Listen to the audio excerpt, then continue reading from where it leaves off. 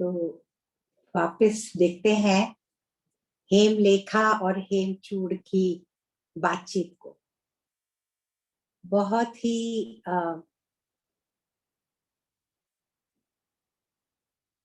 गहरा ज्ञान है। हेमलेखा ने कहा कि रखा है हम सब ने कि हमें संसार में सुख जो मिल रहे हैं वो हमें सुखी कर रहे हैं। तो एक चिंतन की ओर हेमलेखा अपने पति को लेके जाती है। कहती है हर साधक को अपने से ये प्रश्न करना चाहिए, क्या मैं सच में सुखी हूं?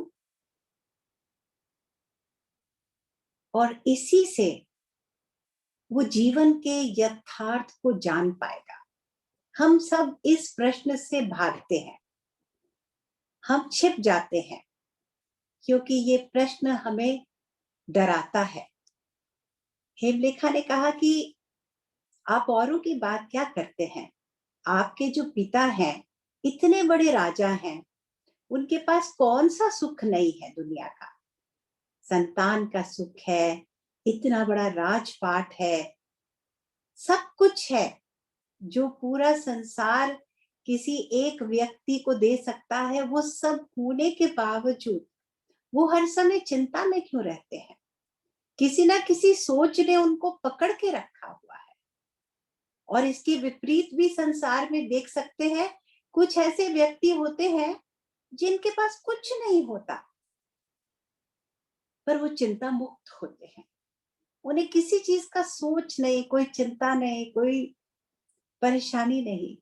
तो इसका मतलब यही है कि ये जो साधन है, सांसारिक साधन है, जिन्हें हमने ऐसे जाना कि यही सुख दे रहे हैं, इनका सच्चे सुख से कुछ लेना देना ही नहीं। इसका कारण क्या है? तो हेमलेखा ने कहा इसका कारण यही है कि ये हम सुख तो भोगते हैं, लेकिन इन सुखों के प्रति, चाहे वो इंद्रियों का कोई भी सुख ले लो, किसी चीज को खाने का सुख, किसी चीज को देखने का सुख, छूने का सुख, सूंघने का सुख, ये सारे पदार्थ जो हमें तरह तरह के सुख देते हैं, लेकिन इनके प्रति हमारी इच्छाएं कम नहीं हो रही, तो अधूरे सुख हैं। तो हम अधूरे सुख को पूरा सुख कैसे मान ले? इसीलिए मुझे ये सुख आकर्षित नहीं करते, क्योंकि मैं अब पूरा सुख चाहती हूँ, ऐसा सुख चाहती हूँ जिसे पाने के बाद मुझे और किसी चीज की इच्छा न रहे। अब जानवर लोगों को ही देख लो, हेमलेखा ने कहा वो भी सुख भोगते हैं, यही इंद्रियों के सुख तो वो भी भोग लेते हैं, और वो एक तरीके से देखा जाए तो हमसे कहीं अच्छे हैं, क्योंकि उनके इतनी प्रबल डिजायर्स, इच्छाओं का वेग उन्हें नहीं सता रहा। लेकिन मनुष्य योनि में मिलता है जितना, उतनी ही इच्छाएं बढ़ती जाती हैं, तृष्णा कम नहीं होती, डिजायर्स दिन पर दिन बढ़ती हैं, एक दूसरे की होड़ में मचे रहते हैं। और संसार में ही नहीं, कहते हैं स्वर्ग के सुखों में भी यही डिफेक्ट है। स्वर्ग के सुख पाकर भी देवता लोग पूरी तरह से तृप्त नहीं हो पाते, पूर्ण काम नहीं हो पाते। वो औरों को देखते हैं, इसको क्या मिला? तो जो सुख हमें ऐसे अधूरे अधूरे छोड़ रहे हैं, उन सुखों से अब मैं तृप्त नहीं, और मुझे यही भ्रम अपने काटने हैं। आप भी अपने जीवन में ये प्रश्न करें, क्या मैं सुखी हूं? जब आप अपने से ऐसा प्रश्न करेंगे, तब आप देखेंगे कि कोई भी सांसारिक सुख, सांसारिक सफलताएं हमें सत्य में सुख नहीं दे रही हैं, पूर्ण सुख नहीं दे रही हैं, वो असीम अनंत सुख नहीं मिल रहा हम। तो आधे अधूरे सुख का मतलब एक और भी है कि इनमें दुख मिले हुए हैं। जैसे योग वशिष्ठ में भी एक बहुत सुंदर अध्याय है जिसमें श्री राम ने अपने गुरु से यही बताया कि मैंने संसार के हर पहलू को देखा, चाहे वो धन है, चाहे वो जीवन है, यौवन है, स्वास्थ्य है, परिवार के जन हैं, सब अधूरे हैं, सब में कोई ना कोई कमी मुझे दिखाई दे रही है। तो यही प्रश्न आज हेमलेखा हेमचूड़ से कर रही है और कह रही है कोई कोई ऐसा व्यक्ति होता है जिसके अंदर इतनी हिम्मत होती है कि वो इस सच का सामना करे और जीवन के दुखों को देखने लगे। कहां कहां से मेरे जीवन में दुख आ रहा है, और जब जीवन के हम दुखों को देखते हैं, उनका सामना करते हैं, उनसे डर के सुखों के झूठे आवरण के पीछे नहीं भागते। ऐसा होता है, हम दुख का सामना नहीं करना चाहते तो कोई भी इंद्रिय जनित सांसारिक सुख का सहारा ले लेते हैं। तो हेमलेखा ने यहाँ एक बहुत प्रेशियस बात कही कि जो आदमी ऐसे आत्म दरिद्रता से भरा रहता है वो ही सांसारिक दुख सुखों को, सांसारिक धन के पीछे भागता है। जो आत्महीन होता है, जिसमें आत्महीनता का भाव होता है, वो संसार में कुछ ओहदा, कुछ पद चाहता है। जो आत्म दरिद्रता से ग्रसित है वो सांसारिक धन को ही इकट्ठा करता रहता है।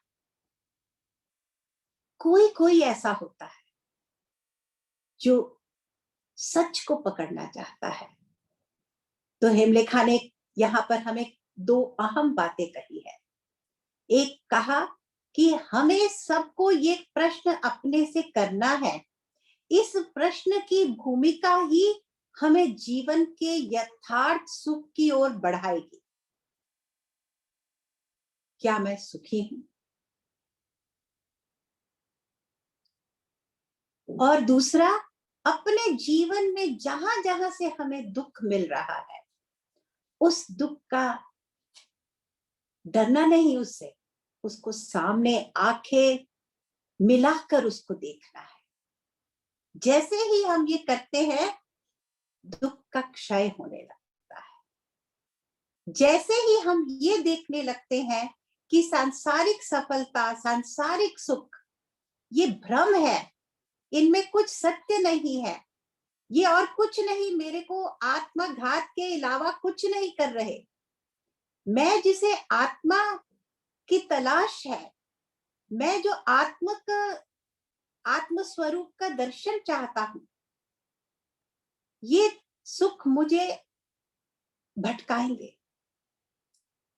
अंधेरा रास्ता है, गहरा समुद्र है, मैं और गहरा ही डूब रहा हूं, इस अंधेरे में भटक रहा हूं।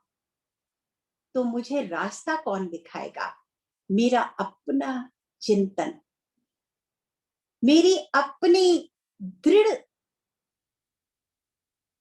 संकल्प शक्ति।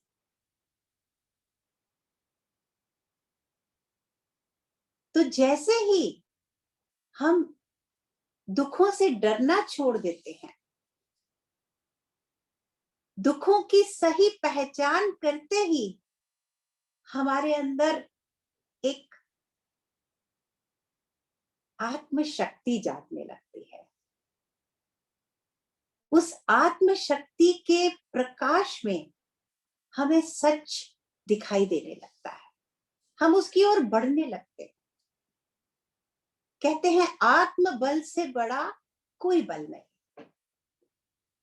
अभी कुछ दिन पहले ही गुरुदेव ने हम सबके लिए यही संदेश दिया कि ये जो इस समय पूरा विश्व, पूरी मानवता जिस बहुत बड़े संकट में गुजर रही है, उसमें हमें क्या करना है? अपने आत्मबल को बढ़ाना होगा। और आत्मबल को बढ़ाने के लिए ही इन झूठे सुखों के आवरण को फेंक कर दुख का सामना करके अपने ही सामने अपने एक एक जो कहते हैं ना, भावनाएं, विचार, विश्वास जो हमने इकट्ठा कर रखे हैं, वर्ल्डली कॉन्सेप्ट्स, उनको फेंकना है। क्या होता है, हम घबरा जाते हैं और फिर वापस उनको पकड़ते हैं। अरे नहीं नहीं नहीं, ये सब तो कहीं रास्ता दिखाई नहीं दे रहा, तो हम वापस अपने वर्ल्डली प्लेजर्स में डूबने लगते हैं। फिर उसी नशे में अपने को, दुखों को भुलाने की चेष्टा में लग जाते हैं और कहते हैं हम सुख इकट्ठा कर रहे हैं। सुख उसी इंसान को मिलता है जो दुखों का सामना करता है। और हेमलेखा ने कहा, जो व्यक्ति इस साधना में उतरता है वो ज्ञान की शक्ति पाता है। आत्मज्ञान में एक शक्ति है, प्रबल शक्ति है, वही रास्ता दिखाती है। नहीं तो हम भटकते रहते हैं। हमारा भटकना कभी समाप्त नहीं होगा जब तक अपने ही अंदर के ज्ञान को नहीं जगाएंगे। और ये ज्ञान को जगाने के लिए हमें कुछ करना नहीं है, कुछ ढूंढना नहीं है, ये खोजने का ज्ञान नहीं है, ये भुलाने का ज्ञान है। कुछ पाने का ज्ञान नहीं है, ये खोने का ज्ञान है। सब धारणाओं को खोना है। सब सुखों की जो झूठी भावनाओं के साथ हम आज तक जिन भ्रमों को लेकर जीते आए हैं, उनको छोड़ना है। सुख के पीछे छुपे हुए दुख को देखना है, उसके प्रति सजग हो जाना है।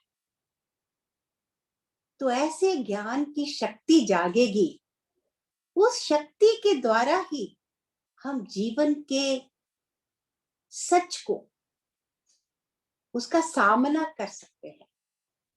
संसार के सच को।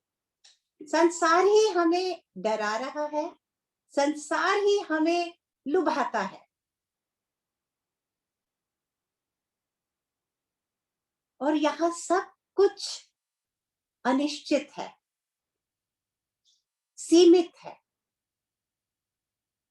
उस असीम की तरफ जब बढ़ते हैं तो वो हमें एक अनकंडीशनल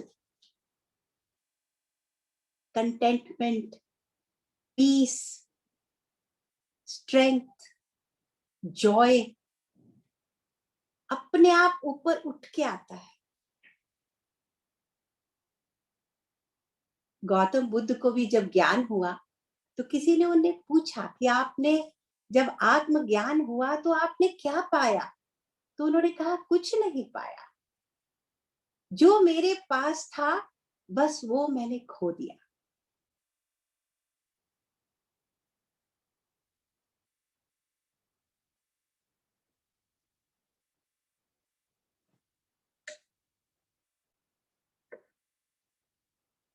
हेमलेखा बार बार हेमचूड़ को यही जगा रही है कि आप जिसे सुख मान रहे हैं, हमारे दाम्पत्य जीवन को ही आपने सुख की सीमा देख लिया है। आप इसका सच देखें। पूरे संसार में आप दृष्टि डालें, नारी के शरीर के सुख का यथार्थ देखें, भोजन पदार्थों के सुख का यथार्थ देखें, जब वो परिवर्तित रूप उसका कितना घिनौना है। एक रूप हम देखते हैं, बाहर का रूप, उसके अंदर नहीं झांकना चाहते। तो हेमलेखा कहती है, कोई भी भोजन पदार्थ देखे, उसका अंतिम रूप क्या है? वो विष्ठा बन के आता बाहर।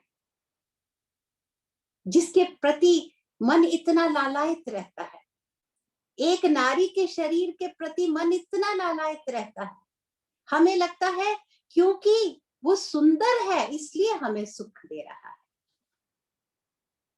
वो इसलिए सुख नहीं दे रहा, वो सुख इसलिए दे रहा है क्योंकि हमने ये मान लिया है कि ये मुझे प्रिय है, और फिर हम उसके पीछे भागने लग गए हैं अंधों की तरह।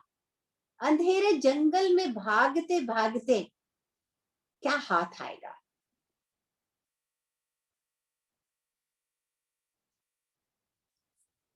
एक बड़ी सुंदर कहानी हेमलेखा अपने पति को बताती है कि एक राजकुमार था, उसकी बड़ी ही सुंदर राजकुमारी से शादी होती है। वो उसे बहुत प्रेम करता है और राजकुमारी भी उसके सामने ऐसे ही दर्शा रही है कि राजकुमार से ज्यादा उसे कोई प्रिय नहीं है। लेकिन सच कुछ और ही था। वो राजकुमार के ही एक भद्दे घिनौने नौकर से प्रेम करने लग गई है, उसके साथ शारीरिक संबंध बनाया है, और रात को वो नौकर और राजकुमारी मिलकर अपने पति को खूब शराब पिलाकर नशे में धुत करके एक दासी को उसके बिस्तर पर बिठा देते, और राजकुमार रोज उस दासी का ही साथ पाकर बहुत खुश है। उसे लग रहा है मेरे जैसा तो जीवन में सौभाग्यशाली कोई नहीं, इतनी सुंदर राजकुमारी, रोज रात को मैं उसका आनंद उठाता हूं। एक दिन क्या हुआ, अचानक गलती से कुछ शराब कम रख दी गई तो पूरी तरह से वो नशे में धुत नहीं हो पाया। तो अचानक उसने देखा कि एक भद्दी सी महिला उसके बिस्तर में लेटी हुई है। तो उसे क्रोध आया, उसने उसका गला पकड़ लिया कि बताओ क्या बात है। तब वो नौकरानी ने डर के सारी बात बताई कि रोज रात को आपकी पत्नी एक नौकर के कमरे में जाकर वहां रात बिताती है, और अपनी जान बचानी थी उसको तो वो लेके गई उसको, राजकुमार को वहां। तो राजकुमार ने क्या देखा कि मेरा सुंदर महल छोड़कर इस घिनौने बेडौल व्यक्ति के साथ गंदे से लिपटी हुई चादर में वो खुशी से लेटी हुई है उसके साथ लिपट कर। तो इस घिनौने रूप को देखकर राजकुमार के अंदर एक विरक्ति जाग गई। उसे अपने ही इस भ्रमित मन के प्रति आत्मग्लानि और धिक्कार हुआ कि धिक्कार है मेरे मन को जो देख ही नहीं पाया, सुख का सुख नहीं देख पाया, और इस घिनौने रूप को देखकर वो वहां से भाग गए। सारे संसार के सुखों का इस एक पल में ही उसने त्याग कर दिया। तो हेमलेखा ने फिर हेमचूड़ को इसी सच के प्रति जगाने के लिए प्रोत्साहित किया कि आप भी देखें, आप चिंतन करें, आपको सच्चा सुख जहां मिल सकता है उसके प्रति अगर आपने प्रयास नहीं किया तो आप अपने जीवन को गंवा रहे हैं। मनुष्य को जीवन मिलता है तो वो जीवन की पहचान करने के लिए, खाना पीना सोना ऐसा जीना तो पशु पक्षी भी कर लेते हैं।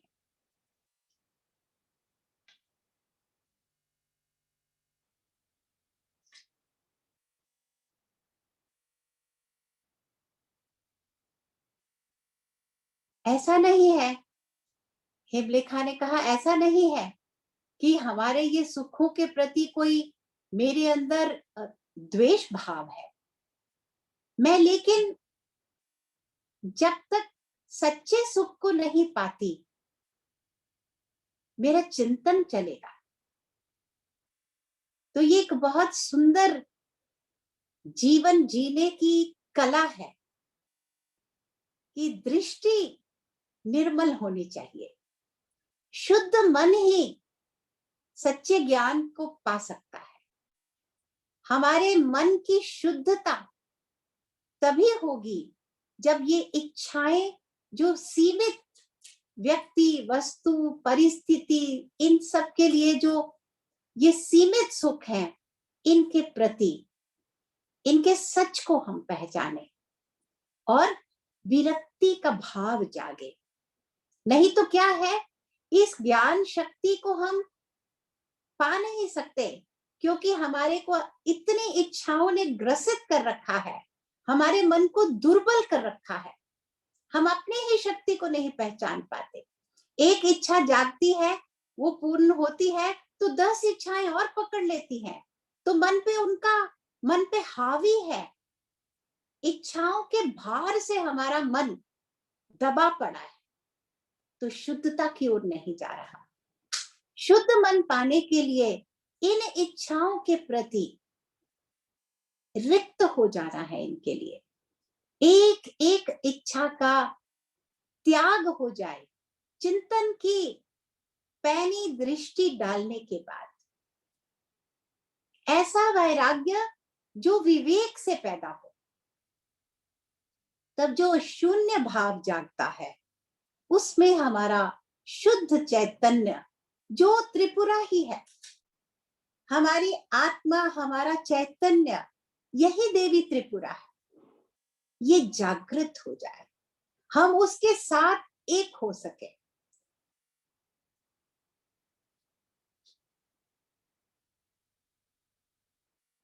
कितना सुंदर। क्या हम सब तैयार हैं अपने लिए?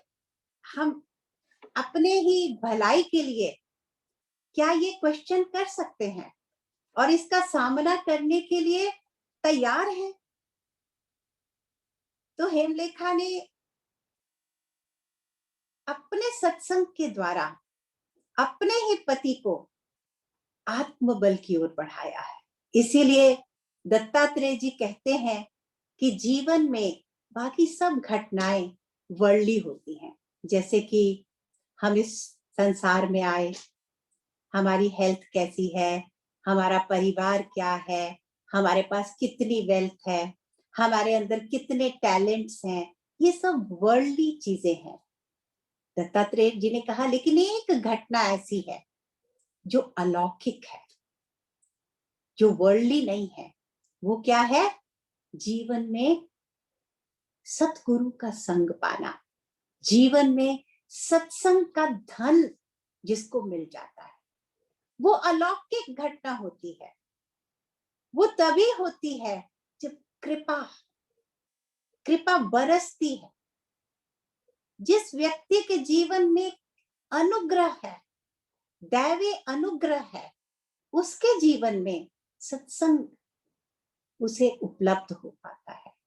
और सत्संग हमें शक्ति देता है कि हम जीवन के सच्चे सुख, सच्चे दुख और जीवन के दुखों के यथार्थ का सामना कर सके। यहां कुछ भी स्थायी नहीं।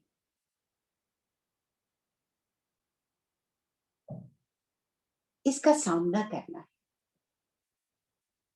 यहां कोई सुख ऐसा नहीं जो मुझे सुख देगा, जो मुझे तृप्त करेगा। तो हेमलेखा देखिए, उसके जीवन में सारे सुख होते हुए, सांसारिक सुख होते हुए भी वो उनके प्रति अतृप्त है। जैसे श्री राम राजकुमार थे, राजमहल में थे, सारे सुख मिले हुए थे, सारे वैभव मिले हुए थे, लेकिन वो अतृप्त थे। इसीलिए गुरु का सानिध्य मिला, गुरु ने मार्गदर्शन किया। तो पहला स्टेप क्या है? हमें अपने को ये सवाल करना है, क्या मैं सुखी हूं? क्या मैं दुखी हूं?